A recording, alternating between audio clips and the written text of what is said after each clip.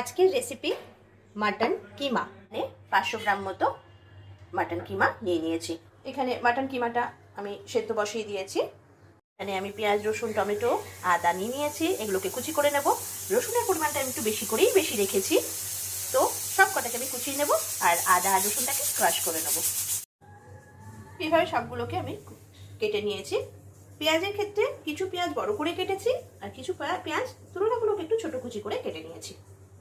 এখানে আমি আরও একটা যেটা নিয়েছি সেটা হচ্ছে আলু, কয়েকটা ছোট ছোট কিউব করে কেটে নিয়েছি।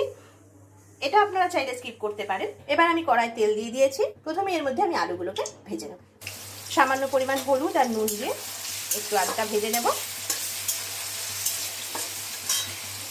এদিকে মাটনটাও একদম সেদ্ধ হয়ে গেছে। আলুটা এরকম আমার ভাজা হয়ে গেছে, পুরোপুরি ভাজা হয়ে গেছে, এটা সেদ্ধ হয়ে গেছে। এবার আমি এটাকে তুলে নেব। এরপর কড়ার মধ্যে রসুন কুচি, আদা কুচি, বড় পেঁয়াজের টুকরো, ছোট পেঁয়াজের টুকরো, টমেটো পরপর দিয়ে দেব। প্রথমে রসুনটা দিয়ে দিলাম, তারপর একে একে আদা, ক্রাশ করা আদা, বড় পেঁয়াজের টুকরো, ছোট কুচি পেঁয়াজ সব দিয়ে নাড়াচ্ছি। এবার এর মধ্যে দিয়ে দেব পরিমাণ মতো নুন, হলুদ, সব দিয়ে কষাতে থাকবো। আমার পেঁয়াজটা একটু মজে এসেছে। এবার এর মধ্যে টমেটো কুচি আর লঙ্কাটা দেবো। ভালো মতো কষাতে থাকবো যতক্ষণ না তেলটা ছেড়ে দেবে। কালারের জন্য একটু কাশ্মীরি লঙ্কার গুঁড়ো দেবো। মশলাটা তেল ছেড়ে দিচ্ছে, কড়াই লেগে যাচ্ছে, তাই আমি এখান থেকে যে মাটনটা যে সেদ্ধ করেছি সেই জলটা দেব।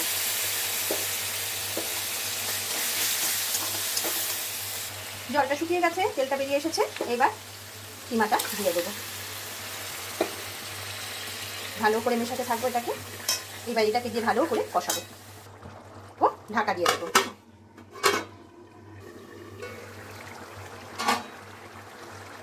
কিমাটা যখন এই অবস্থায় জল অনেকটা টেনে নিয়েছে, এবার আমি ভেজে রাখা আলুগুলোকে এর মধ্যে দিয়ে দেবো। রেখে দেবো শুকনো করার জন্য। পুরো জলটা যতক্ষণ টেনে নেবে ততক্ষণ এটাকে বসিয়ে রাখতে হবে।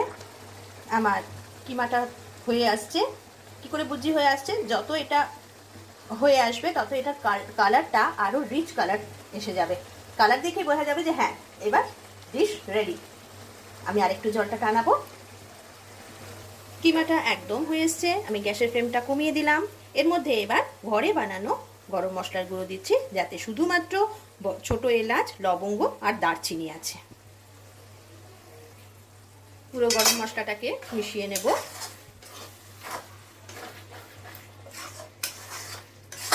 ব্যাস আমার। এবার গ্যাসের ফ্লেমটা বন্ধ করে দিয়ে একটু দমে রেখে দেব। পুরো ব্যাপারটা তাহলে সেট হয়ে যাবে। মাটন কিমা একদম রেডি। তো দর্শক বন্ধুরা, কেমন লাগলো আজকের রেসিপি? অবশ্যই আমাকে কমেন্ট করে জানাবেন। লাইক শেয়ার তো করবেনই আশা করি। আর যারা নতুন, অবশ্যই আমার মোমোসখারা ইউটিউব চ্যানেলকে একটু সাবস্ক্রাইব করে নিয়ে আমার সঙ্গে থাকবেন। এতক্ষণ আমার সঙ্গে থাকার জন্য সবাইকে অশেষ ধন্যবাদ।